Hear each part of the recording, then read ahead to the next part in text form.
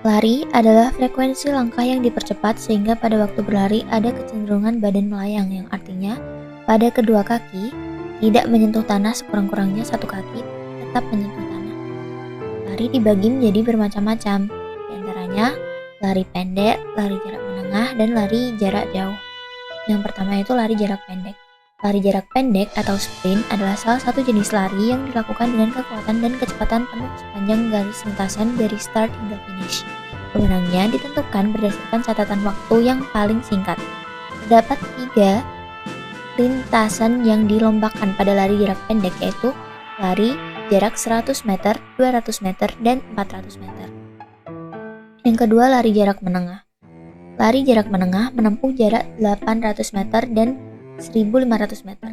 Start yang digunakan untuk lari jarak menengah nomor 800 meter adalah start jongkok, sedangkan untuk jarak 1.500 meter menggunakan start berdiri. Pada lari 800 meter, masing-masing pelari berlari di lintasannya sendiri. Setelah melewati satu tikungan pertama, barulah pelari-pelari itu boleh masuk ke dalam lintasan pertama. Hal yang perlu diperhatikan pada lari jarak menengah adalah penyesuaian antara kecepatan dan kekuatan atau stamina dari masing-masing pelari. Yang terakhir yaitu lari jarak jauh. Lari jarak jauh adalah cara melakukan perpindahan diri dengan melangkahkan kakinya dengan cepat yang memiliki jarak tempuh cukup jauh. Lari jarak jauh atau sering disebut sebagai lari maraton adalah cabang lari yang banyak digemari oleh banyak orang.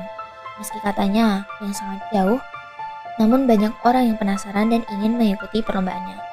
Ketika berlari jarak jauh, maka secara alami seseorang akan kehabisan napas karena otot-otot membutuhkan oksigen lebih banyak saat melakukan aktivitas fisik. Selain itu, paru-paru juga bekerja lebih keras untuk menyerap oksigen dari udara. Berikut adalah jenis-jenis start yang digunakan dalam olahraga lari. Yang pertama itu start jongkok. Start jongkok merupakan jenis start tersulit. Cara start ini biasanya digunakan dalam perlombaan lari jarak pendek. Untuk melakukan start jongkok, diperlukan alat bernama start block. Start jongkok adalah aspek yang paling penting dari teknik lari cepat, terutama untuk lomba lari 100 meter dan 200 meter.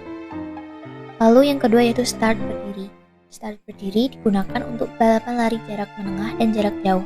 Oleh karena itu, start berdiri biasanya dipakai untuk perlombaan di atas 400 meter. Start berdiri tak terlalu rumit dibandingkan dengan start jongkok.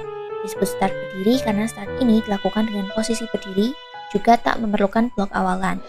Meskipun namanya start berdiri, posisi tubuh dalam aluan ini tetap memiliki aturan dan tak sembarangan. Bagian pinggul ke atas dicondongkan ke depan dengan pandangan mata tetap ke depan. Sementara itu, tangan pelari diangkat seolah-olah dalam kondisi sedang berlari. Sedangkan posisi kaki dengan tumpuan terkuat ditempatkan di depan di dekat garis start. Yang terakhir yaitu start melayang. Start melayang hanya digunakan dalam perlombaan lari estafet, khususnya untuk pelari nomor kedua, ketiga, keempat. Sementara untuk pelari pertama tetap melakukan start jongkok. Saat pelari sebelumnya telah mendekat, pelari berikutnya akan melakukan aktivitas lari terlebih dahulu. Start melayang dilakukan dalam wilayah exchange zone atau pergantian tongkat.